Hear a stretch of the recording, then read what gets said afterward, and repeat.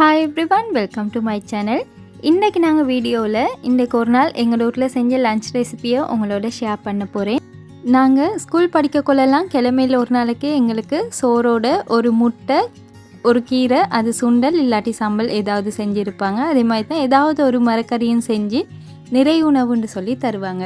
நான் அது மாதிரி தான் இன்றைக்கி எங்களோட லஞ்சை ரெடி பண்ணிவிட்டு அதை உங்களோடையும் ஷேர் பண்ண போகிறேன். வாங்க வீடியோக்குள்ளே போவோம். சம்பல் செய்கிறதுக்கு கொட்டுக்கொலை, முட்டைக்கு பதிலாக மீன், இதோடவே உருளைக்கிழங்கும் எடுத்திருக்கிறேன். உருளைக்கிழங்கு அவிச்சாக்குறதுனால நான் இன்றைக்கி 3 உருளைக்கிழங்கு எடுத்து அதில் தேவையான அளவுக்கு தண்ணி ஊற்றி உப்பும் சேர்த்துட்டு உருளைக்கிழங்கை ஃபஸ்ட்டாகவே வேக வச்சுட்டேன். வேக வைக்கிறது, மெரினேட் பண்ணுறது இதெல்லாம் நாங்கள் நேரத்தோடய செஞ்சு வச்சோம்னு சொன்னால் எங்களுக்கு வேலை டக்குன்னு முடியும், எங்களோட டைமும் சேவ் பண்ணி குறையலும். அடுத்து மீனை மெரினேட் பண்ணி குறை வேணும். அதுக்கு மஞ்சள் தூள், தனி மிளகாய் தூள், ஒரு துண்டு புளி, இதோடவே நான் இன்றைக்கி கொஞ்சமாக வெள்ளைப்பூடு அரைச்சி சேர்த்திருக்கிறேன். இது மீன் பொரிஞ்சு வரக்குள்ள ஃப்ளேவர் நல்லா இருக்கும், நீங்களும் செஞ்சு பாருங்கள். தேவையான அளவுக்கு உப்பும் சேர்த்துட்டு இதை நல்லாவே மிக்ஸ் பண்ணி அப்படியே எடுத்து வச்சுருங்க. ஒரு 30 நிமிஷம் மட்டுக்கும் அப்படியே இருக்கட்டும். இது மாதிரி மெரினேட் பண்ணி பொரிக்கக்குள்ள தான் மீன் டேஸ்ட்டாக இருக்கும். கொட்டுக்கொலையை நல்லா க்ளீன் பண்ணி நல்லா கழுவிட்டு நான் இது மாதிரி ஒரு வடியில் போட்டு தண்ணியை வார வச்சிருவேன். தண்ணி வாரினத்துக்கு பிறகு கடைசியாக இதை அரிஞ்சு குறையலும். மற்ற வேலையெல்லாம் செய்கிற நேரத்தில் உருளைக்கிழங்கும் வெந்துருச்சு. இப்போ அதை கறியாக்கி குறை போகிறேன்.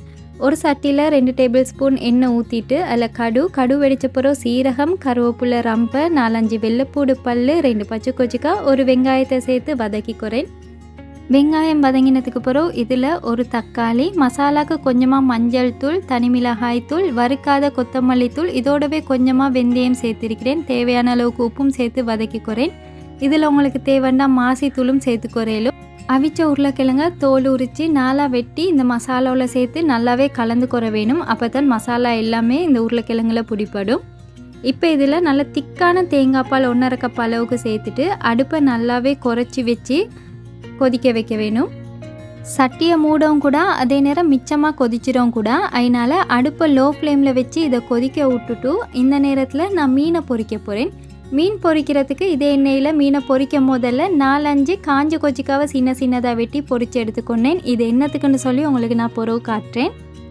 அடுத்து இதே பேனில் இன்னும் கொஞ்சமும் எண்ணெய் ஊற்றி எண்ணெய் சூடாவினதுக்கு பிறகு மெரினேட் பண்ணின மீன் இருக்கேன்னா அதை பொரித்து எடுத்துக்கொற போகிறேன்.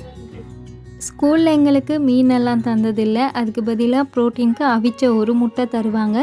வியாழக்கிழமையில் தான் மிச்சம் இது மாதிரி நிறைய உணவுன்னு சொல்லி சாப்பாடு தருவாங்க.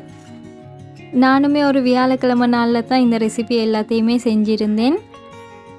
மெரினேட் பண்ணின எல்லா மீனையுமே பொரிச்சிட்டேன். அப்படியே எங்கேயால் பார்த்தா உருளைக்கிழங்கும் லேசாக கொதிச்சிருக்குது. இப்போ இதை ஸ்டவ் ஆஃப் பண்ணிவிட்டு நான் கொஞ்சமாக மிளகுத்தூள் சேர்த்திருக்கிறேன், எனக்கு அந்த ஃப்ளேவர் பிடிக்கும். கொட்டுக்கொலை சம்பல் செய்கிறதுக்கு தேங்காய் நான் பொரித்து வச்சுருந்தேன்னா காஞ்ச கொச்சிக்காய் அதையும் சேர்த்துட்டு ஒரு வெங்காயம், தேவையான அளவுக்கு உப்பு, நிறையவே தேசிக்காய் சாறு தான் சம்பல் எல்லாத்துக்குமே நல்ல டேஸ்ட்டை கொடுக்கும். இப்போ எல்லாத்தையும் நல்லா சேர்த்து பிணைய வேணும். காஞ்ச கொச்சிக்காவை பொரிக்கிறதுக்கு பதிலாக சுட்டுட்டும் சேர்க்கலும், அப்படி இல்லாட்டி எந்த நாளும் மாதிரி பச்சை கொச்சிக்காவும் சேர்க்கலும். நான் அப்படியுமே செய்கிறது தான், ஆனால் இடைக்கிட கொஞ்சம் டிஃப்ரெண்ட்டாக இது மாதிரியும் மாற்றி செய்யக்குள்ள அந்த டேஸ்ட் நல்லா இருக்கும். இப்போ இதில் அரைஞ்சி வச்சிருக்கிற கொட்டுக்கொலையும் சேர்த்துட்டு பிணையாமல் நார்மலாக மிக்ஸ் பண்ணிக்கொற வேணும்.